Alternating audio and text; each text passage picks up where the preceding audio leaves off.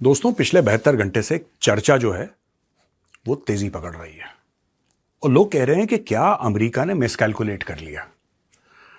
America ये सोच रहा था कि वो जाएगा, बमबारी करेगा, लोग उठेंगे, घर से अपने बाहर निकलेंगे और खमेनेई का जो पूरा स्ट्रक्चर है उसको धकेल के बाहर कर देंगे और अमेरिका डिसएंगेज कर लेगा। ऐसी थिंकिंग थी कि हम आएंगे साहब, हमारे पास इतने जहाज हैं, हमारे पास इतने बॉम्बर्स हैं, ऐसी टेक्नोलॉजी है जो दुनिया में किसी ने देखी नहीं है और लोग पागल हो जाएंगे और हम ये कर देंगे, वो कर देंगे। अच्छा, वैसा हुआ नहीं दोस्तों। अब मैं आपको 2-3 बातें आज बताऊंगा। बड़ा इंटरेस्टिंग वीडियो होने वाला है और मैं आपसे रिक्वेस्ट करूंगा आप इसको एंड तक देखिएगा। लड़ाई शुरू करना बहुत आसान होता है दोस्तों। It's very easy to start a war.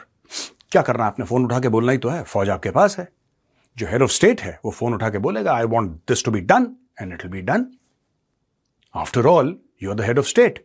अब दोस्तों बात यह है कि हेड ऑफ स्टेट अगर फोन करेगा तो फाइटर जेट्स उड़ेंगे, बॉम्बर्स उड़ेंगे, ये सारा का सारा एक मोशन में आ जाएगा। प्रॉब्लम यह है कि जब वही हेड ऑफ स्टेट जिसने की जंग की शुरुआत करवाई है हुक्म देके कि अटैक, वो जब बोलता है स्टॉप, तो तब स्टॉप नहीं होता। उसका कारण है, जब आप स्टार्ट बोलते हो ना लड़ाई के लिए, तब एक ही पार्टी होती है जो स्टार्ट करती है, लेकिन जब आप स्टॉप बोलते हो तब तक 2 या 3 पार्टियां हो चुकी होती हैं।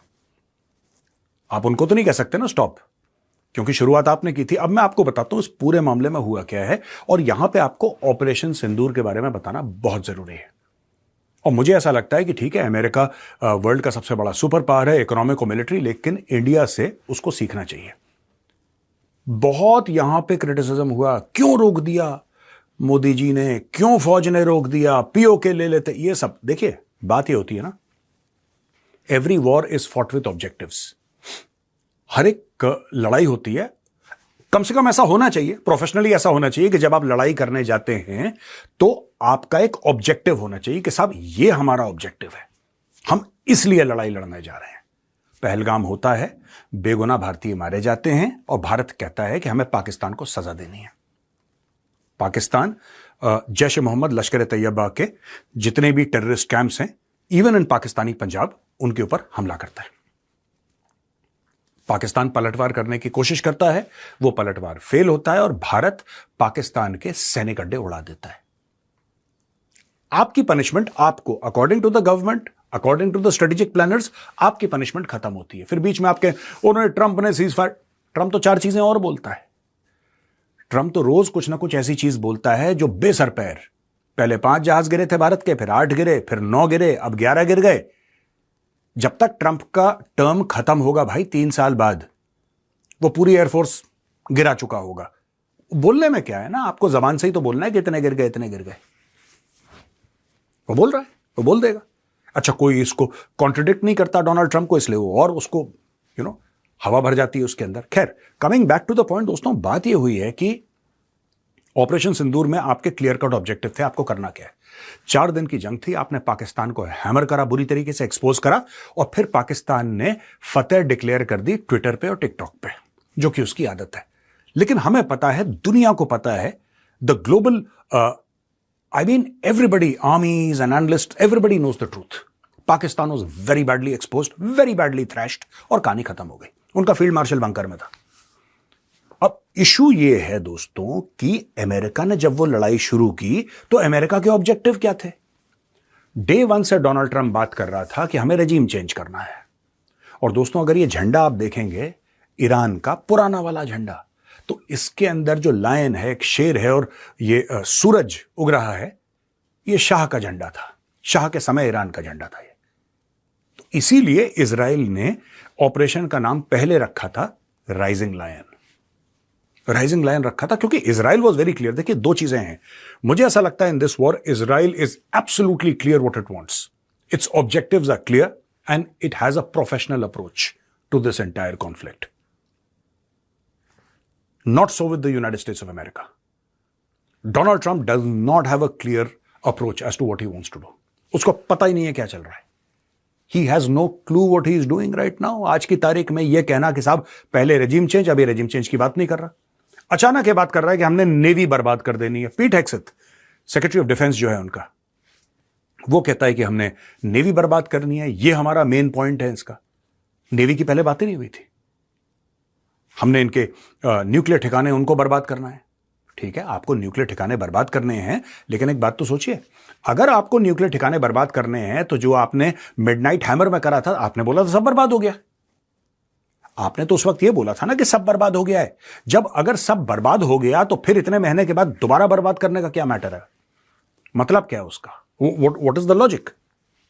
आप तो बर्बाद कर चुके हैं, यानी कि या तो आपने पहले झूठ बोला था या आप झूठ बोल रहे हैं। अब दोस्तों प्रॉब्लम ये होती है, जैसा मैंने आपको शुरू में बताया ना, कि फोन उठा के आपने बोल दिया कि लड़ाई शुरू करो।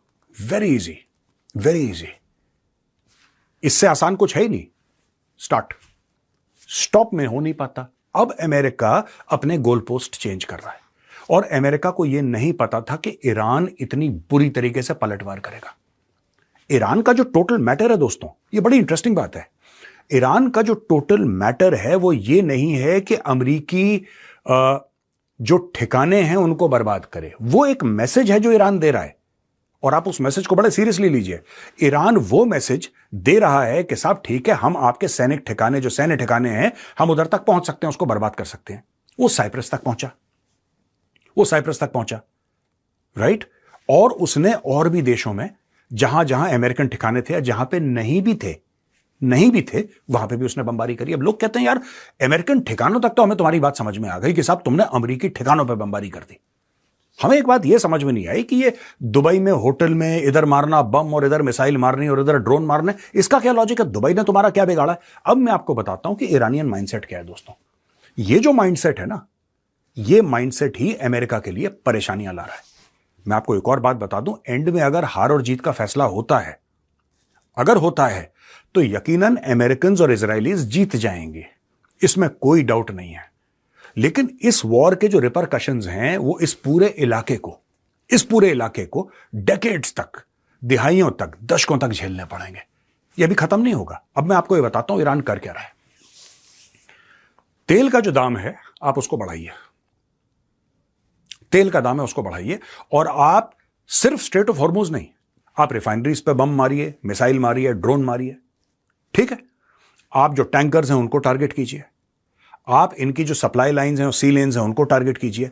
यानी कि डिमांड और सप्लाई में आप गैप बना दीजिए। सिंपल सी बात है, स्ट्रेट। ये जो वॉर है ना, ईरान इकोनॉमिक्स की तरफ से लड़ रहा है, और जो डोनाल्ड ट्रंप है वो लड़ रहा है इसको, he is fighting it as a kinetic conflict.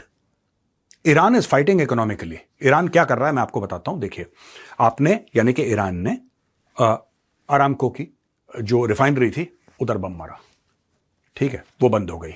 Qatar पे बम मारा, वो बंद हो गया। यानी कि आपने जो biggest producers of oil and gas थे मिडिल ईस्ट में, यानी कि पूरी दुनिया में लगभग almost the top three everywhere, उसने वो बंद करवा दिया। बहरेन में ऑयल प्रोड्यूसिंग कंट्री, मारो bomb. Dubai, one of the global centres of commerce, trade and finance, bomb मारो। ठीक है, हर एक जगह। अब हुआ क्या इससे यह हुआ कि तेल के दाम बढ़ना शुरू हो गए। तेल के दाम बढ़ना शुरू हो गए। उनका यह एम है कि $200 पार होने चाहिए पर बैरल। अगर $200 पार हो जाते हैं दोस्तों, जिस दिन $200 पार हो जाती है पर बैरल की कॉस्ट, डोनाल्ड ट्रंप वैसे ही लड़ाई हार गया।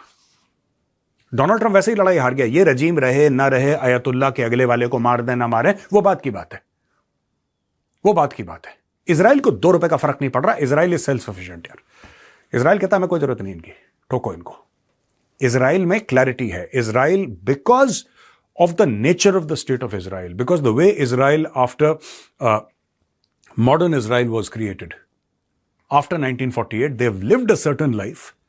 They've lived in the shadow of violence for more than 78 years.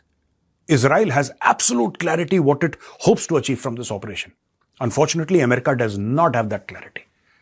ईरानी क्या करते रहेंगे? तेल का दाम बढ़ाते रहेंगे, तेल का दाम बढ़ाते रहेंगे दोस्तों। स्टॉक मार्केट खोलेंगे।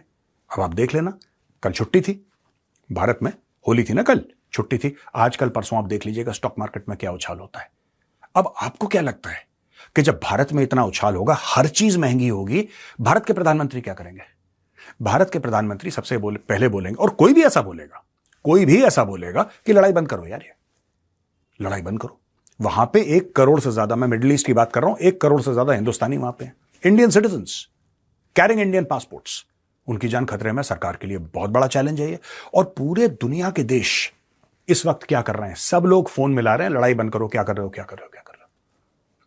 मैंने बोला ना आपको दोस्तों, लड़ाई शुरू करना बहुत आसान होता है। It's very easy to start a war, just go. फौज है आपकी, आप प्रेसिडेंट हैं यूनाइटेड स्टेट्स ऑफ अमेरिका के, आपकी फौज है। दुनिया भर में 750 आपके पास मिलिट्री बेसेस हैं अक्रॉस द वर्ल्ड, 750। आप गो बोलेंगे तो फौज गो हो जाएगी, फौज का तो काम ही यही है। लेकिन आपके ऑब्जेक्टिव्स क्या हैं?